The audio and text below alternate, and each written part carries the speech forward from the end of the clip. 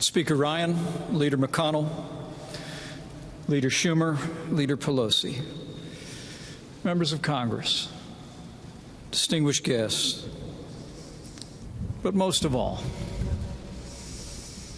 President George H.W. Bush, Governor Jeb Bush, Neil, Marvin, Doro, and the entire Bush family. It is deeply humbling to stand before you today at the beginning of a week in our nation's capital when we will commemorate and celebrate the lifetime of service and leadership of the 41st President of the United States, President George Herbert Walker Bush.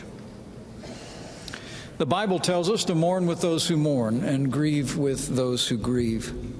And today, on behalf of the First Family and my family and the American people, we offer our deepest sympathies and respects to your family.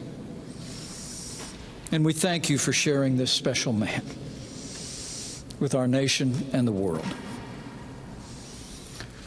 Today, President Bush becomes the 32nd American to lie in state in the United States Capitol Rotunda.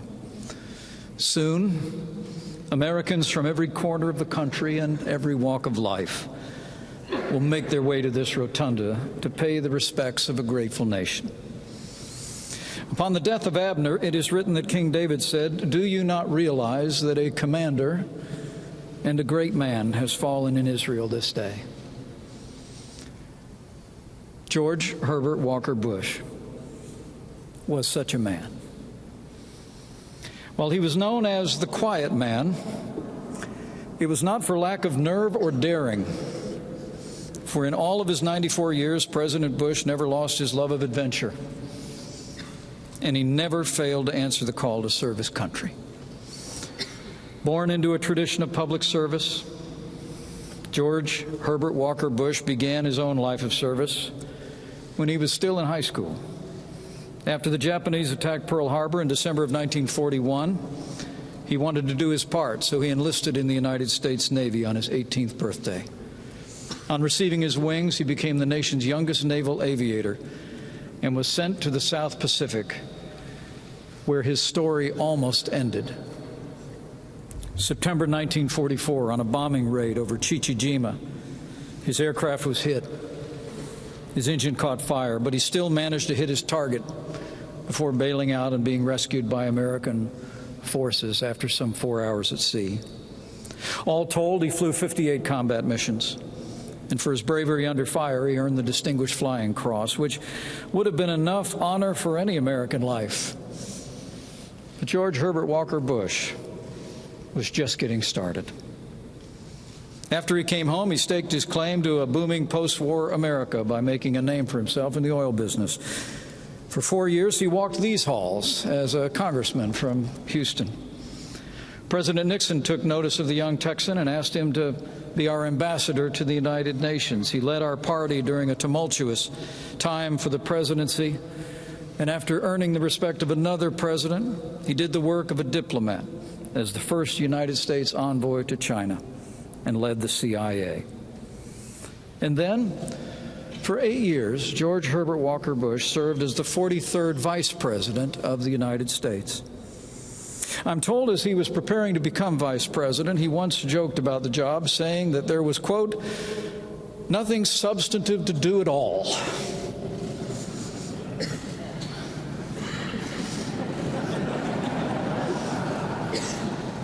But as history records, during those years, he set the standard as a sound counselor and loyal advisor to an outsider who came to Washington, D.C. to shake things up, cut taxes, rebuild the military, and together they did just that.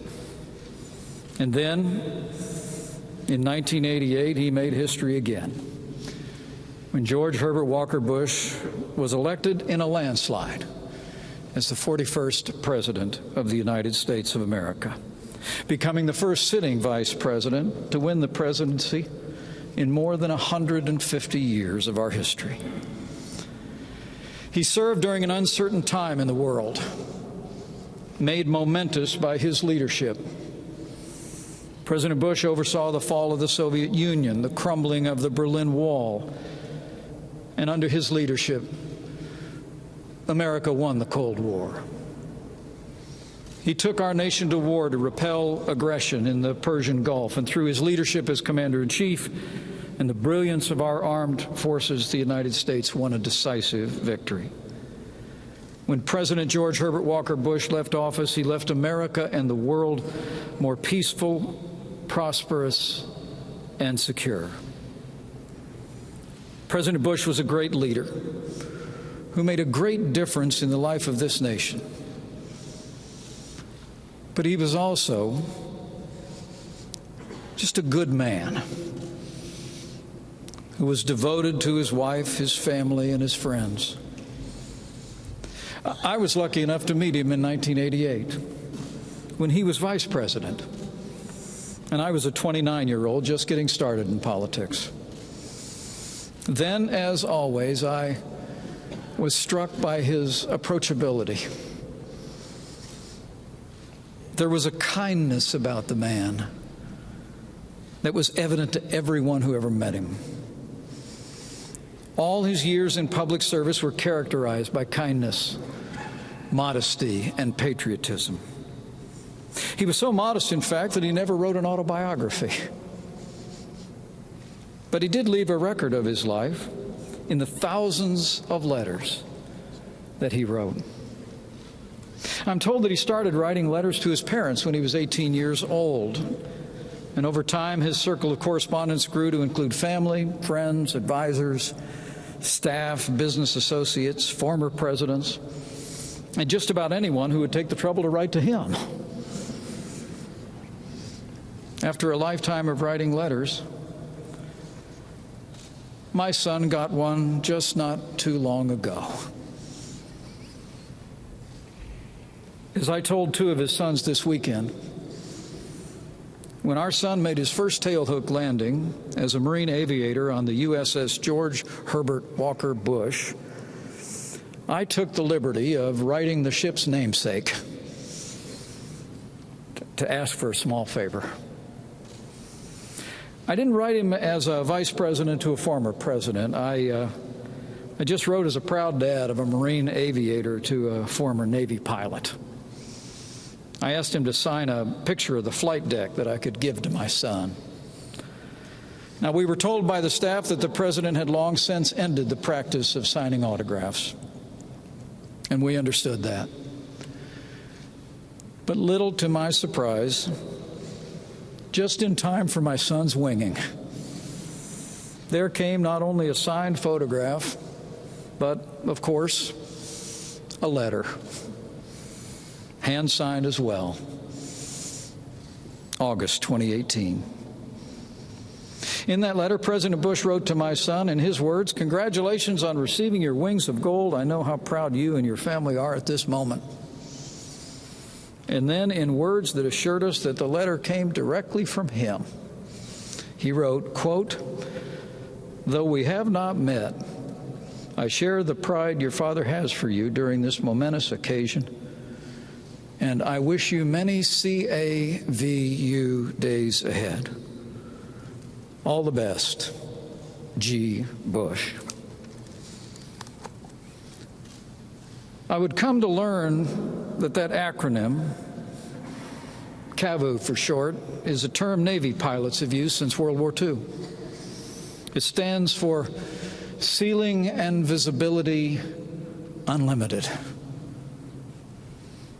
President Bush described CAVU, in his words, as the kind of weather we Navy pilots wanted when we were to fly off our carrier in the Pacific. And he once wrote a letter to his children saying that CAVU, in his words, describes my own life as it's been over the years and as it is right now. Ceiling and visibility unlimited. You know, that may well describe the essence of this man, and it may well have been his vision.